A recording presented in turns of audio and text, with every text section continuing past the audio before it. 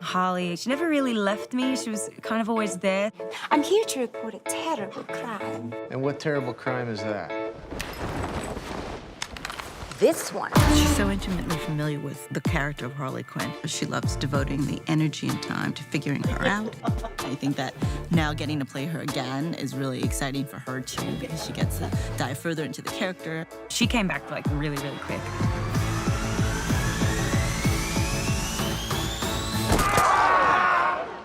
She was like ready to go.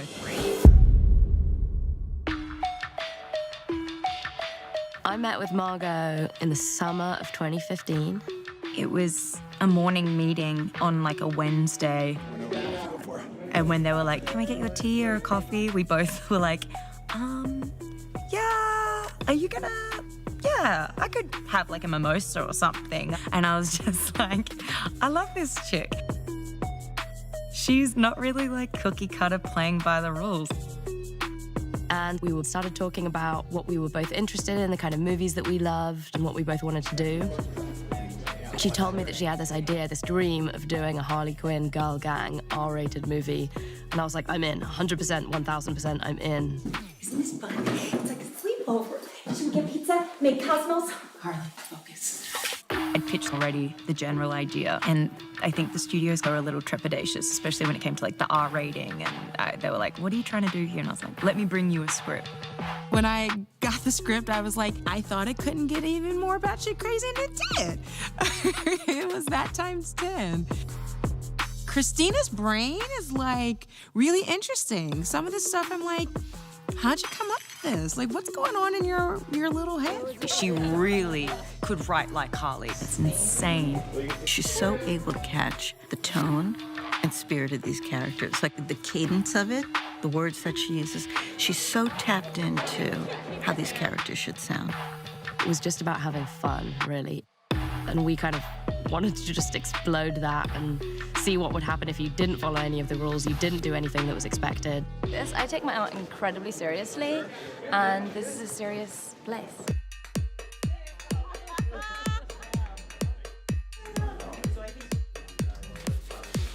You know, it was the desire for us to entertain the idea of a younger filmmaker, somebody who could bring a very unique point of view to this world. We met first, and I didn't think I could do this movie. I mean, I had just finished my first feature. I was just starting to get into the system and figure out what I wanted to do next, and then I read this script, and it was like, love it first read.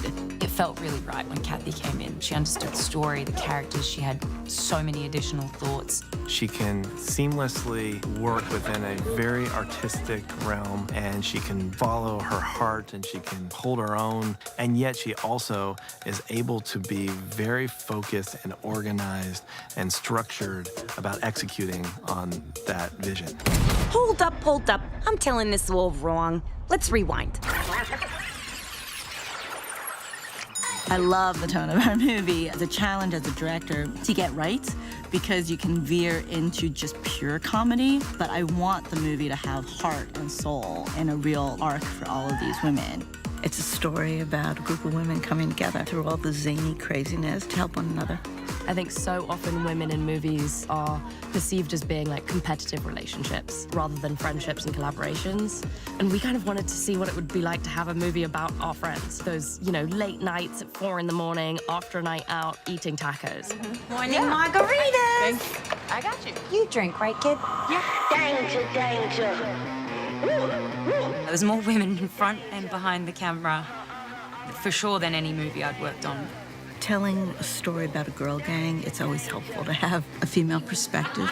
It's a lot of really talented, smart, completely unique individual women.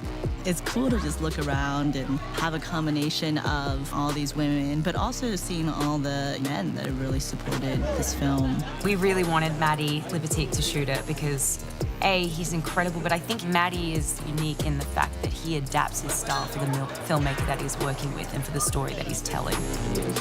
He and I just immediately got along. I think we have very similar aesthetic taste. He was just brilliant at providing this color and energy and kind of visceral experience that we wanted people to have. I think together we were able to take some pretty big risks in the way we shot the movie. You're ready, ladies.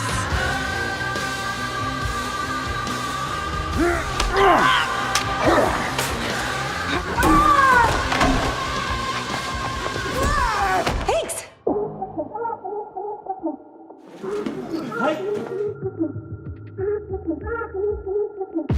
Action is super fun. It's grounded. All the women have different styles, and I wanted to keep it there. I love working with Jonathan Eusebio, our stunt coordinator. He's amazing, and his guys at 8711. Jojo's a super pro, and he's so able to do so many different styles of fighting, and has really been able to kind of build it out and take it way beyond anything I could have imagined or put on the page, and give them each flair and character and personality that comes across. She just wanted to encapsulate like the fun and joy of it. Try to find fun in the action we're doing. So pieces of hardcore action with some levity. Renee is much more like tough and from the streets. She's a boxer. Canary is mostly leg work, so she's doing a lot of like roundhouse kicks and Muay Thai. We want to make her agile, but keep her kind of grounded. So maybe they use their arms mostly for defense, and their offense is all kicks. Huntress is just like a precise precision, like killing machine. We taught her a little bit of judo, a little bit of jiu-jitsu, a little bit of karate. Boy, you are so cool. Harley is very whimsical. She uses her gymnastics. Harley's kind of everywhere, so her style is kind of based off just being unpredictable. It's fun to see these 4 different fighting styles come together. I've had to do a lot of fighting and stunt work, and it's just really beyond anything I've done before in any other film. So that's been really fun and really like empowering to feel like I can accomplish some of those things. My body has definitely transformed and taken a little bit of a beating. Those stuntmen, they were fantastic, and they were so supportive. I remember JoJo and JB go, hit him. And I go, what?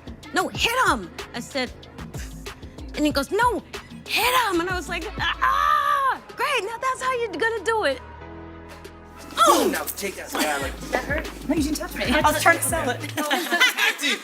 Sell the punch.